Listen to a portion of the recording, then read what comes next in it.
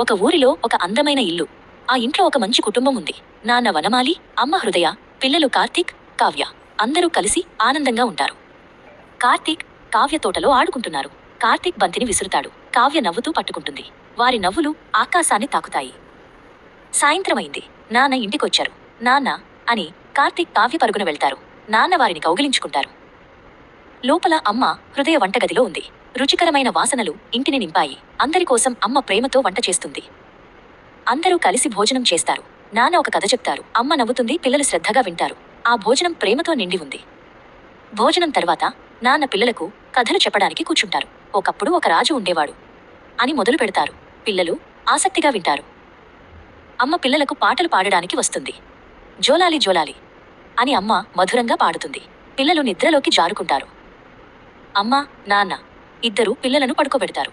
వారిని కప్పి నుదుటిపై ముద్దు పెడతారు. శుభరాత్రి నా బంగారు తల్లిదండ్రులారా అని అంటారు. పిల్లలు నిద్రపోయాక అమ్మా, నాన్న వారి గదిలో నిలబడి చూస్తారు. వారి ముఖాలపై ప్రేమ, సంతోషం కనిపిస్తాయి. వారి ప్రపంచం ఆ పిల్లలే. ఆ కుటుంబం ఒక చిన్న స్వర్గం. ప్రేమ, నవ్వు, సంతోషం ఎల్లప్పుడూ ఆ ఇంట్లో ఉంటాయి. నాన్న, అమ్మ, పిల్లలు అందరూ కలిసి ఒక అందమైన కథ.